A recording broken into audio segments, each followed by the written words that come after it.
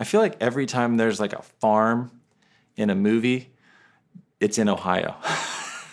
And it's like so popular to be like, oh, so-and-so, yeah, he's a star quarterback now. He grew up in Ohio on a farm. And it's like, you know, we have farms, but we're not all farmers.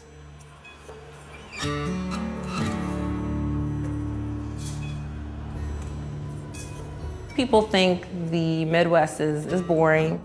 Also, I've heard from a lot of people it's flat, just like geographically.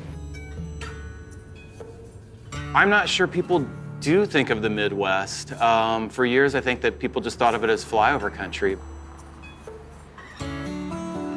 I think that people think Dayton is a dying city, that people are kind of moving away. When I first came here, Dayton was hit very, very hard with the loss of corporations and jobs. I think Daytonians are resilient. We're kind of movers and shakers, and we just build from what we have.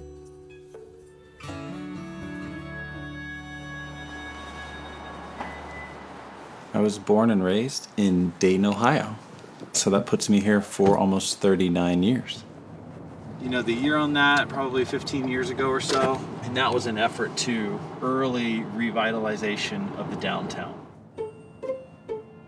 Being a realtor in 2008, 2009, probably anywhere in the country, was tough. The market was in the midst of a crash, and there were already like 2,500 realtors in the Dayton area. So despite the market, I decided to just jump into it full time and try to rely on the community and the relationships that I had built over the years. Eventually, if you wanted to, you could cover the deck and make it more like what you have now. That's true. It was an opportunity to fill a void. Our area lacked internet marketing, content, and I felt like I could come in and be sort of that tech-friendly agent. Hey guys, how's it going? It's important to me for my brand to stand out, to stand for something, because I think that Dayton deserves it.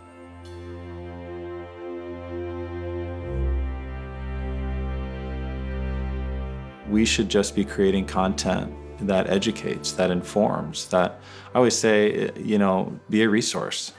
So whether I'm all over town showing houses or I'm interacting with interesting people for the New Dayton podcast, it's obvious to me that Dayton has this amazing small business community.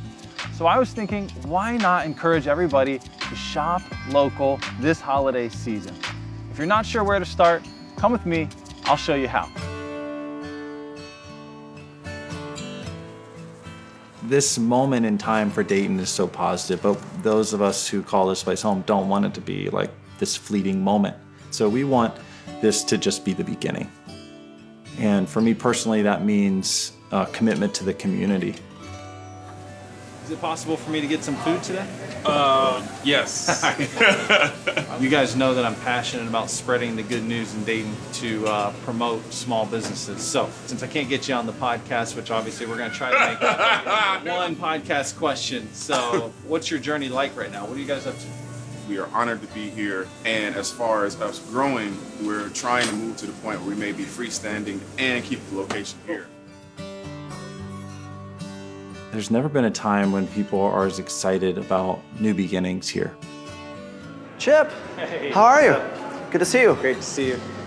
Thanks for joining me today. Yeah, absolutely. The reason to do the podcast was like there's now this newfound enthusiasm around Dayton. Is that what you've been seeing? Yeah, we've seen the same thing. I would use the word hope. Hope is expectation, a great expectation. Sure, and it feels like the first time really in my lifetime that there's that same sort of energy and hope and enthusiasm that our grandparents felt. Let's make sure everybody knows about these businesses and these leaders and these interesting people, I always say, that make this a special place to call home.